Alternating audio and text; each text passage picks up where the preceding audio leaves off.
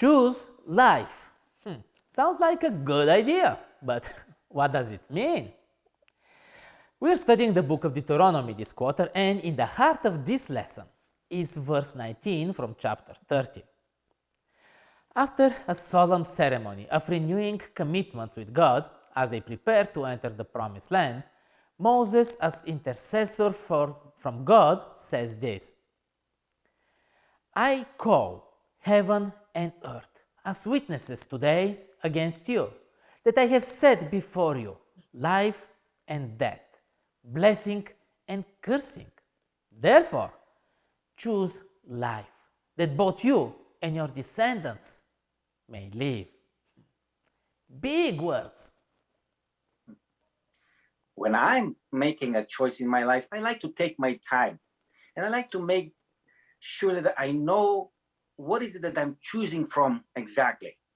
And in fact, I tend to even procrastinate my choice just because I want to find out more about the subject in question before I make my selection.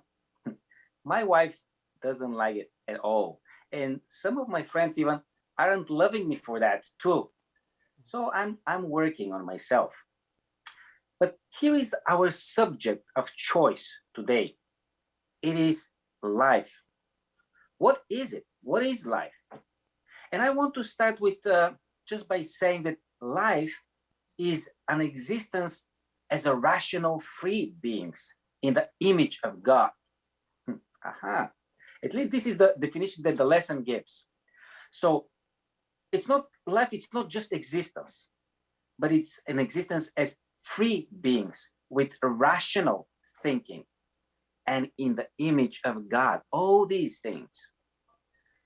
After hearing all that and pondering on each and every word, all of a sudden life seems to have much more meaning than I usually give it credit for. And we can't really understand the value of life until we experience the fear of losing it. It's also not easy to explain what life is, but we very well understand what the lack of it is. Death. If I understand life as a result of chance and evolution, it also affects how I think about it.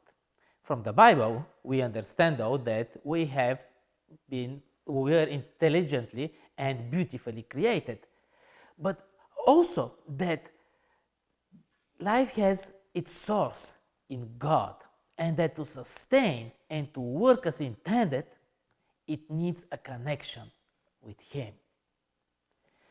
So, what's the choice? Well, we didn't even have the choice to come to this world.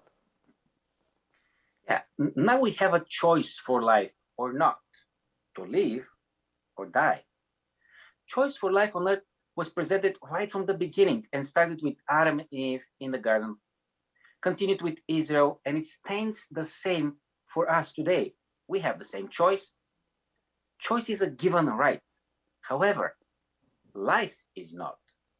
It is an inheritance, it's a gift that we get if we choose God and His ways. To choose God, for example, means to choose good over evil. And if you do not acknowledge that both exist, good and evil, you're just giving up your choice for life. Standing for good is choice for God. Hence, it's choice for life, and thanks to Christ, it is for eternal life. So the choice for life is simple. It is not complex. It's not sophisticated. It's not only for the educated. God formulated laws and instructions for the Israelites and for us that were a reflection of good, of just, which was leading in turn to blessings. And one of them is eternal existence.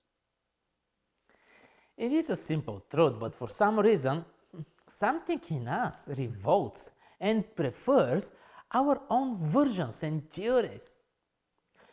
Without God, there is no life. Our mere existence, sooner or later, after a happy or a miserable passage, will end. There is only so much it can go without restoration to its purpose and connection with the source of life. I can't wait for this day. But even here, we can connect to the source of life. We can make this choice because even if the physical restoration will have to wait a bit, the spiritual one starts right at the moment we make the choice and let God in our lives. Choosing to walk with God makes a huge difference. Lots of people in the world today choose to be good, choose to be just as people. And I applaud them for that. It is a strong stand. However, one should ask themselves, where does good come from? Where does just come from? It isn't from nowhere. And here's two examples. In Mark 10:18 says, no one is good but one, that is God. And another one, every good gift and every perfect gift is from above and it comes from the Father of lights. So if God is the source of good and right, it naturally only draws us closer and nearer to Him. He becomes our mentor, our leader, our coach, and our inspiration for that. My response then can be only to worship Him for all that He's doing for me. You can't worship good and evil at the same time. You can't choose life and death at the same time. You can't worship gods and God at the same time. It just doesn't work that way. Then make your own choice. It's your right. However, your choice for life is a gift, it's an inheritance when you choose God. And worship sounds a bit strange when not understood in the context. But by choosing God and walking with Him, by allowing Him to transform us and give us desire for good, to do things that make this world a better place, we testify about Him. And our life is a worship for His glory because we represent Him and we give Him credit for the difference that only He can make. Turn their hearts is the theme for next week.